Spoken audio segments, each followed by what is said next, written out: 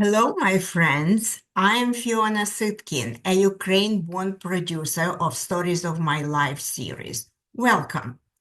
Since I live in New York metropolitan area in Warren, New Jersey, I'd like to share some personal impressions about why we love New York City.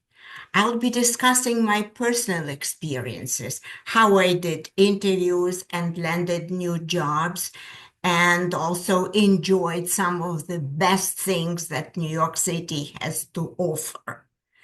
There's something magical about New York, some special vibe. What is it? As Frank Sinatra sang, if I can make it there, I can make it anywhere. It's true. Why do I love New York? Number one, for the sense of opportunity. Two, for the incredible diversity of people and dining. Three, for art and culture. Four, for its landmarks, including Central Park, the Statue of Liberty, New York Times Square, and such. Let me further decipher this why question, talking about how New York influenced my life. Today, I will concentrate on the topic of work. My initial full-time American jobs have been in New York City, and their common denominator was that they had nothing to do with my original profession of teaching English and linguistics. Nothing. 30 years ago, our family was new to America. We needed more money, so I applied for different jobs and was hired for some. Most importantly, I learned that my international education enabled me to extend my capabilities of interacting with diverse people in some other areas than teaching English. It's been like exploration of myself, and I love everything new. It's in the family. In general, when you leave academia for a corporate job like I did, your life and work change forever because you never look back. Why? The sheer excitement of the diverse world outside an academia wraps around you and holds you tight. I learned it by experience. Life is beautiful not only inside the university, especially when you find yourself in Manhattan, where the whole world in the miniature is right at your fingertips, uniquely for the creative types.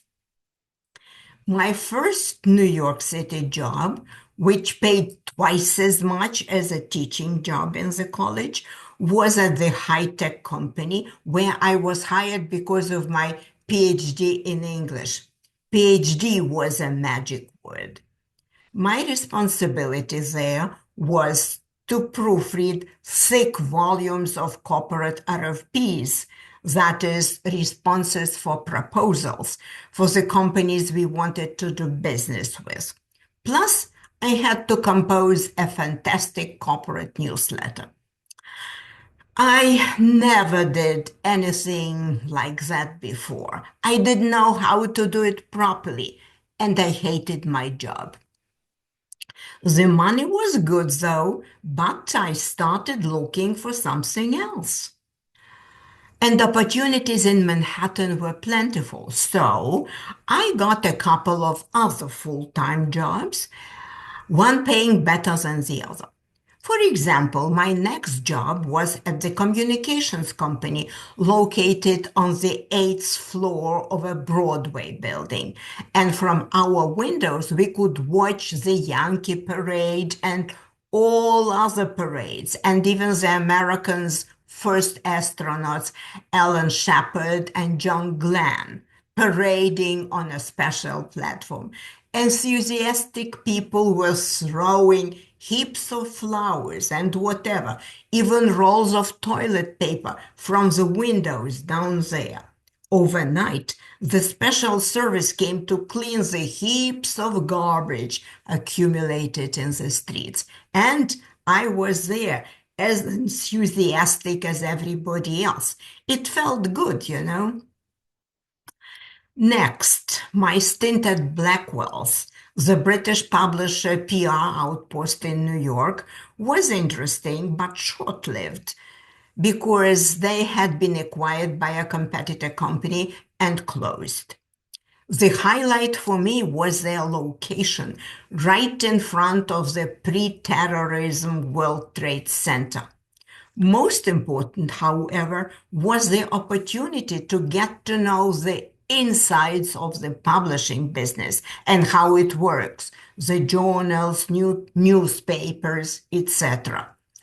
It would help me in the future to make the inroads in other publishing organizations, like the Huffington Post, where I landed later. Yet another job worth mentioning was at Berlitz, very close to the Rockefeller Center, at the very heart of Midtown Manhattan, home to Top of the Rock Observation Deck, NBC Studios, Radio City Music Hall, and other places of interest. It was wonderful walking the streets there during lunchtime. Talking about working in Manhattan, I'd like to describe one specific episode when I was invited to an interview. It was, guess where? At the Wall Street Journal in their headquarters at 1155 Avenue of the Americas. Unbelievable.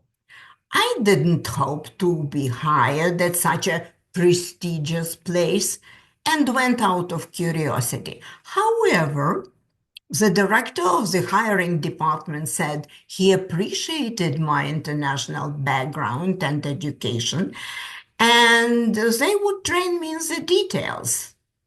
They always do. Okay. The second follow-up interview was to happen at lunch with him and his boss, a lady from the Human Resources Department. That lunch at a restaurant on 6th Avenue was probably delicious, but I didn't feel the taste of the food at all out of excitement. The director and HR lady discussed mainly internal matters and corporate politics, and I was just sitting and listening.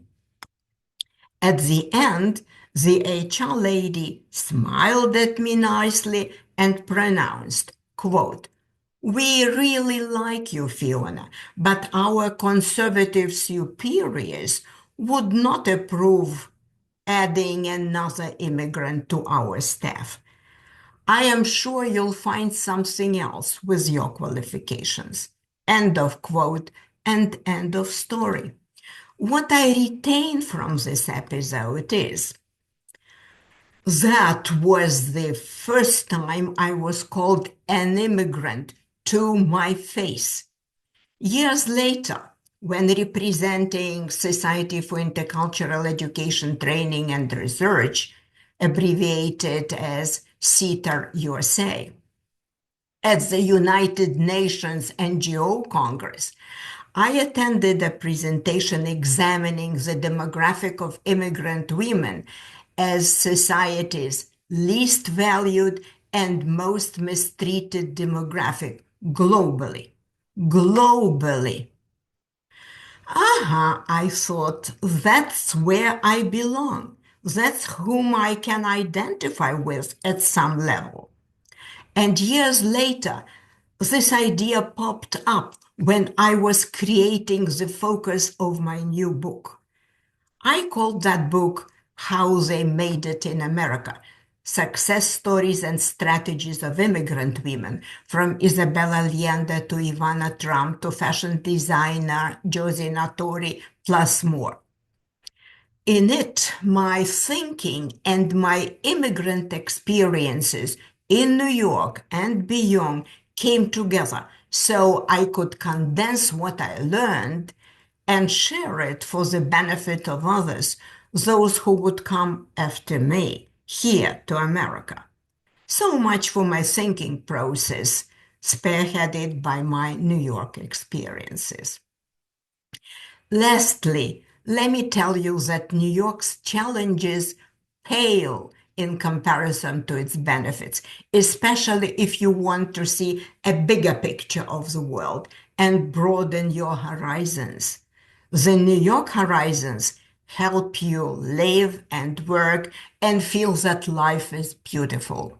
This is why we worship New York, the city that never sleeps. Thank you for listening, my friends. Please subscribe to our channel. We are close to having 16,000 subscribers, and we need to add you to reach this round figure. Thank you. I salute you. Bye for now. Stay well.